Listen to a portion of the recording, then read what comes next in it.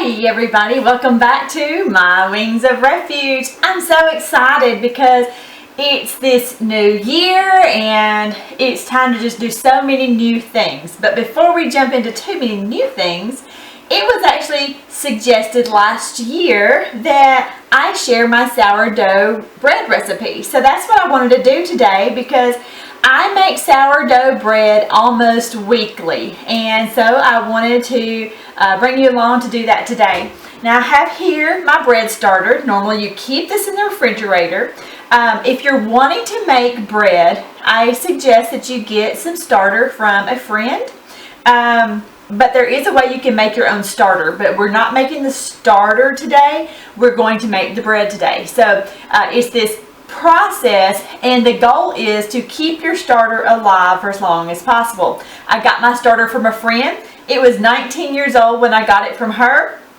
I've kept it alive now for 2 years, and so I'm going to see how long I can keep it alive. A lot of people say that you have to feed your starter every 3 to 5 days or your starter will die, but that is not true. I have let my starter sit in the refrigerator for several weeks and have never had any issues whatsoever.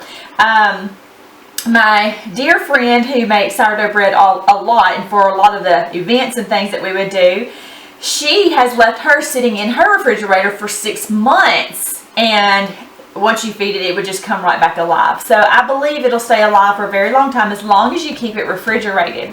So mine's been in the refrigerator now for probably about a week, and it gets more and more full every time you make some. And so my jar is quite full today, and so I cannot feed it in this jar, so I'm going to feed it in something different and let it sit out for today.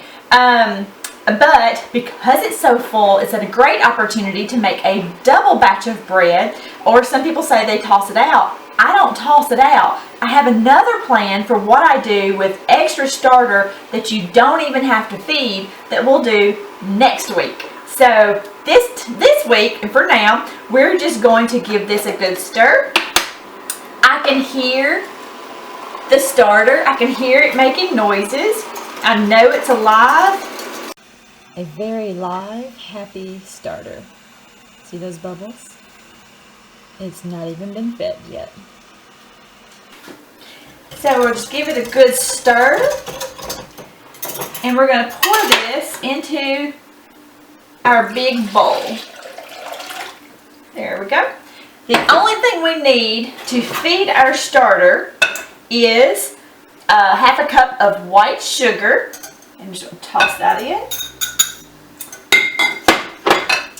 A cup of warm, as warm as you can get it out of the faucet, water. You don't want it to be too hot because you don't want anything to cook your starter here. Give it a good stir.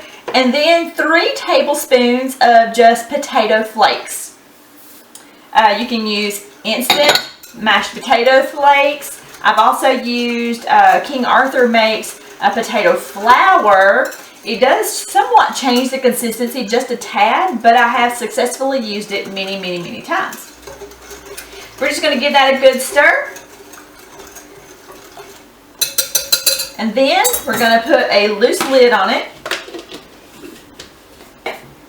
And we're just going to let that sit right here on our stove top for the day. And so this evening before I go to bed, you'll want to wait at least probably 6 or 8 hours, but I just usually feed it first thing in the morning, and then at night right before going to bed, I come out and then I start mixing up my bread batter, and so we'll do that next after about 6 to 8 hours, but I'm going to wait till right before bedtime. That's all we do to feed it is a half a cup of sugar, a cup of warm water, and 3 tablespoons of your potato flakes.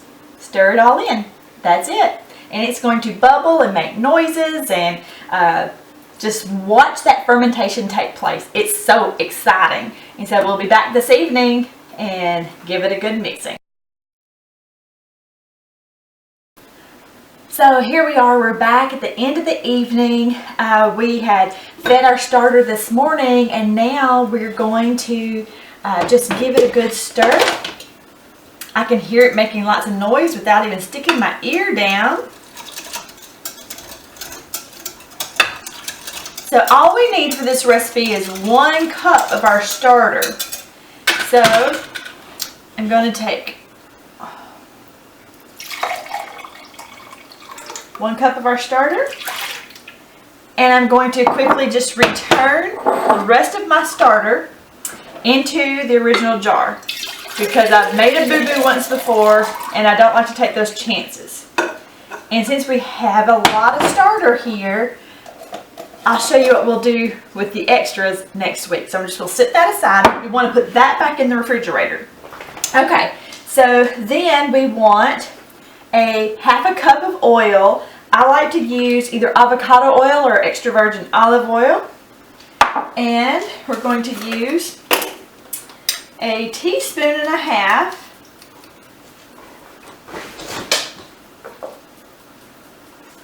of salt. Then we want to add a 1.5 cups of warm water right out of the tap. Give it a good stir. Now, some people like their bread to be sweeter. If you like sweeter bread, this would be the time you would want to add sugar, or the way I would do it when I make it sweeter is to add about a 1/2 cup of honey to it. But I don't prefer mine to be sweet, so I'm not going to add that. Then the only thing left to add is our flour. I like to use King Arthur's organic bread flour. By using this flour, it's a higher dose of protein. We want 6 cups, and I need just a little bit more. Excuse me, Trudy.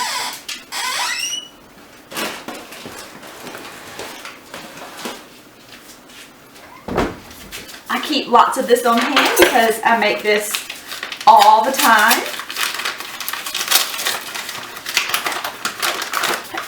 Top this off a little bit. Okay, that's 4 cups. Whoop. We'll add 2 more.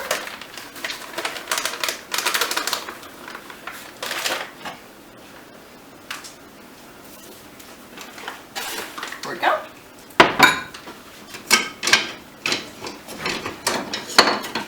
Then our handy dandy wooden spoon, we're just going to stir this really good.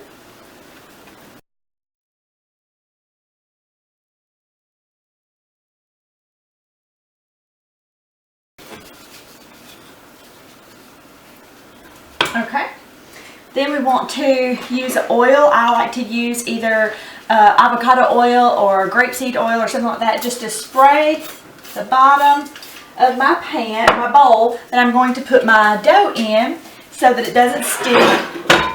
And your dough should look like all in one ball. And then we'll just flop this right into here. There we go.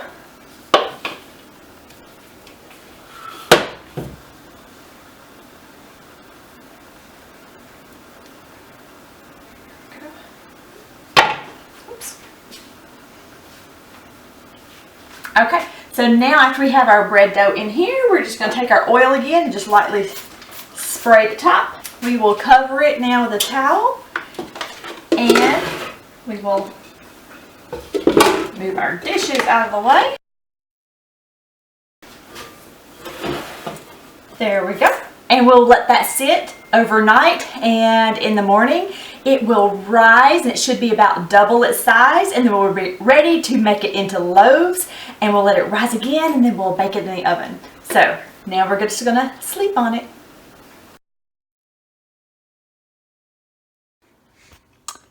Let's take a look at our bread. Ah, see, it's risen. It's at least doubled in size. We should be ready. Good morning, everybody. So we're back. It's Sunday morning, and I've checked on our bread. It has doubled in size, and it looks gorgeous. So now we're going to move on to the next step.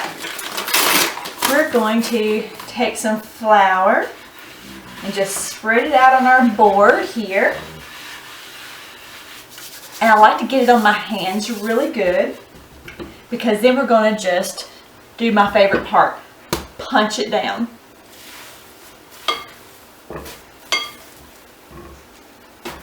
There we go. Once we get it on our board, we're going to flour it a little bit more because we're going to knead it a little.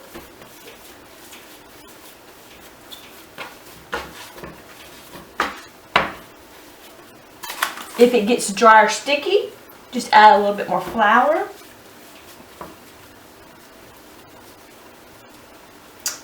If I find any crispier parts that kind of dried out overnight, I like to just kind of squeeze them and push them into the bread.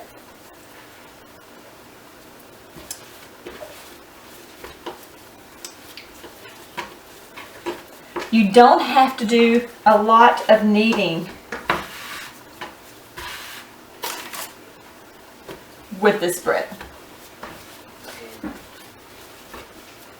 Then we want to cut it into 3 equal-sized pieces. That's because I'm making 3 medium-sized loaves. If you want 2 larger loaves, you cut it in half and put it in larger pans.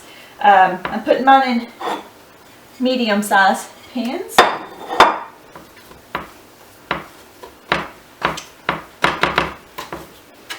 I like to knead them just a little bit more, just to kind of make sure I can kind of feel the size. This one's a hair bigger, so I'm going to cut a little piece off.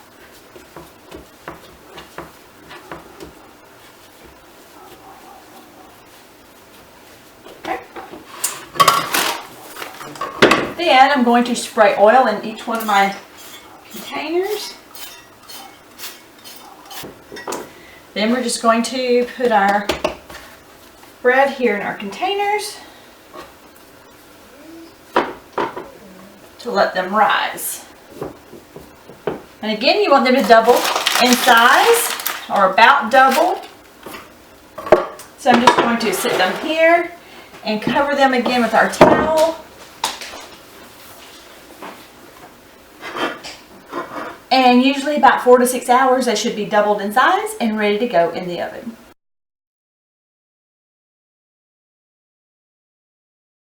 Just taking a peek.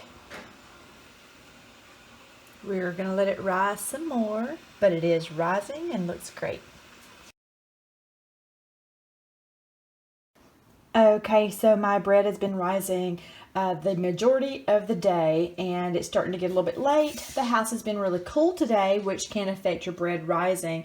The first loaf here rose really well. The second loaf just didn't rise quite as well, and the end loaf actually did pretty well too. So I'm going to go ahead and preheat the oven for 300, and I'm going to pop them in and go ahead and bake them as is. And they'll be out of the oven in about 55 minutes. Fresh out of the oven. Aren't they beautiful? Now I'm going to pop them right out and let them sit on that cooling rack for a few minutes before I bag them up.